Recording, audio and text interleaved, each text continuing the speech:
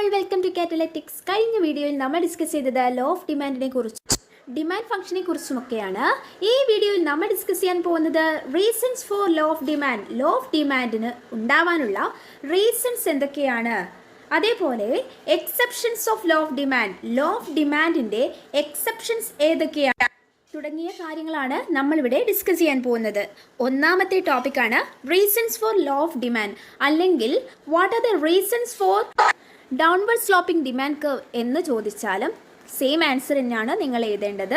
നിങ്ങൾക്ക് പഠിക്കാനുള്ളത് ഇതിലെ വളരെ ചുരുക്കം പോയിൻറ്റ്സ് മാത്രമാണ് നിങ്ങളുടെ ഈ സ്റ്റഡി മെറ്റീരിയൽസിൽ തന്നിരിക്കുന്നത്.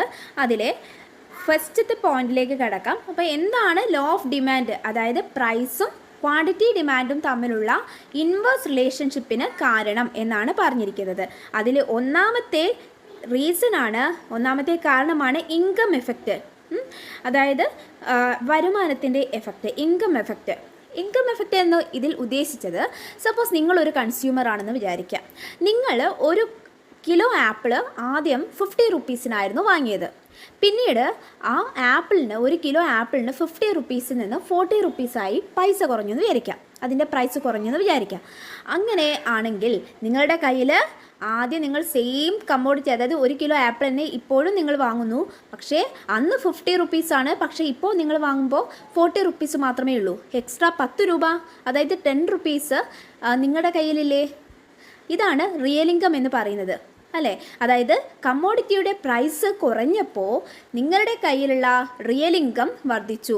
റിയൽ ഇൻകം അഥവാ പർച്ചേസിംഗ് പവർ, വാങ്ങാനുള്ള കഴിവ് വർദ്ധിക്കുകയാണ് ചെയ്യുന്നത്.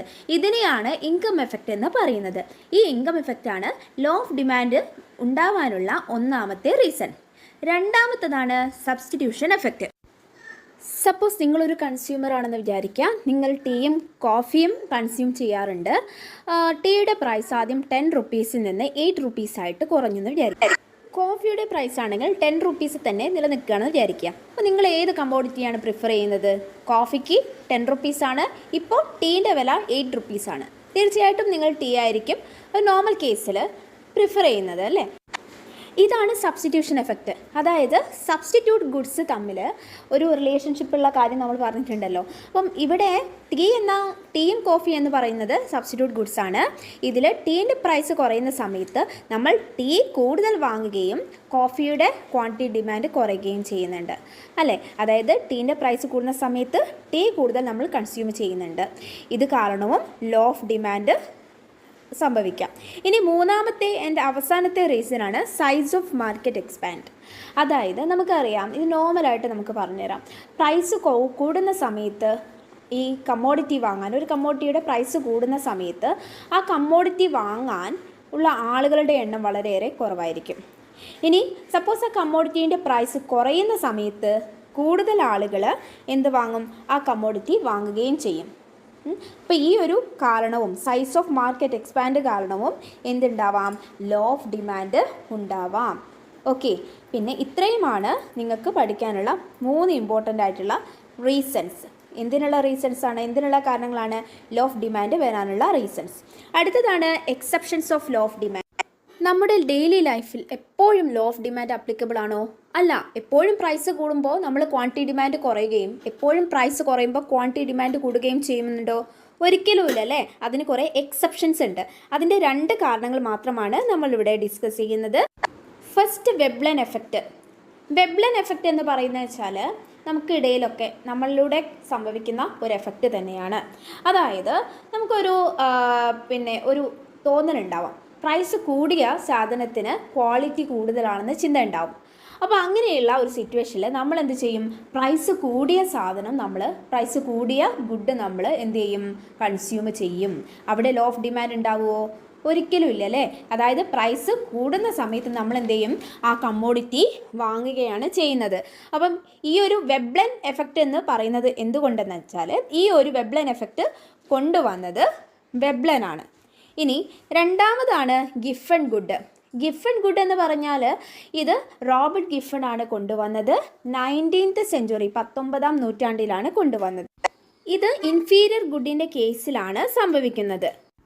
ഫോർ എക്സാമ്പിൾ, നമ്മൾ കപ്പ, അതായത് ടാപ്പിയോക്ക കൺസ്യൂം ചെയ്യുന്നു എന്ന് വിചാരിക്കാം. സമയത്ത് ടാപ്പിയോക്കയുടെ അല്ലെങ്കിൽ കപ്പയുടെ പ്രൈസ് കുറഞ്ഞു എന്ന് വിചാരിക്കുക. ഈ കപ്പയുടെ പ്രൈസ് കുറയുകയാണെങ്കിൽ നമ്മുടെ കയ്യിൽ അതായത് ആദ്യം 1 കിലോ കപ്പയ്ക്ക് 40 രൂപയാണെങ്കിൽ ഇപ്പോൾ കപ്പയുടെ രൂപ 35 രൂപയാണെന്ന് വിചാരിക്കുക. അപ്പം നമ്മുടെ കയ്യിൽ റിയൽ ഇൻകം കൂടൂലേ, അതായത് നമുക്ക് വാങ്ങാനുള്ള കഴിവ് കൂടൂലേ, എക്സ്ട്രാ 5 രൂപ നമ്മുടെ കയ്യിലുണ്ടല്ലോ അല്ലേ, അതായത് റിയൽ ഇൻകം കൂടുന്നുണ്ട്. ആ സമയത്ത് നമ്മൾ എന്ത് ചെയ്യും, കപ്പ വാങ്ങുന്നതിന് പകരം സുപ്പീരിയർ ഗുഡ് നമ്മൾ വാങ്ങും അല്ലേ. അതായത് ഇവിടെ ലോ ഓഫ് ഡിമാൻഡ് പ്രവർത്തിക്കുന്നില്ല. ഇവിടെ കപ്പയുടെ വില കുറയുന്നതനുസരിച്ച് നമ്മൾ ആ കപ്പ കൂടുതൽ വാങ്ങുകയല്ല ചെയ്യുന്നത്, പകരമായിട്ട് സുപ്പീരിയർ ഗുഡ്സ് നമ്മൾ വാങ്ങുകയാണ് ചെയ്യുന്നത്. അപ്പോൾ ഇത്രയാണ് exception of law of demand നമ്മുടെ സ്റ്റഡി മെറ്റീരിയൽസിൽ പറയുന്നത്. ഇതേപോലെ വേറെ കുറേ എക്സെപ്ഷൻസും ഉണ്ട്. നമുക്ക് ഫാഷൻ്റെ കാര്യത്തിലും എമർജൻസി അല്ലെങ്കിൽ എന്തെങ്കിലും നമുക്കൊരു അസുഖം വരുന്ന സമയത്തിലൊക്കെ ആണെങ്കിലും ആ കമ്മോഡിറ്റീൻ്റെ ഏത് കമ്മോഡിറ്റി ആണെങ്കിലും അതിൻ്റെ പ്രൈസ് എത്ര തന്നെ കൂടിയാലും നമുക്കത് വാങ്ങണം നിർബന്ധമാണെങ്കിൽ നമ്മൾ തീർച്ചയായിട്ടും വാങ്ങുക തന്നെ ചെയ്യും. അവിടെയൊന്നും ലോ ഓഫ് ഡിമാൻഡ് പ്രവർത്തിക്കുന്നില്ല, അതായത് അത് എക്സെപ്ഷനാണ്. ഇത്രയും ക്ലിയർ ആയല്ലോ. നമ്മളിന്ന് ഡിസ്കസ് ചെയ്തത് ലോ ഓഫ് ഡിമാൻഡിന് വരാനുള്ള റീസൺസും ലോ ഓഫ് ഡിമാൻഡിൻ്റെ എക്സെപ്ഷനും ആണ്. ക്ലിയർ ആയെന്ന് വിചാരിക്കുന്നു. Thank you.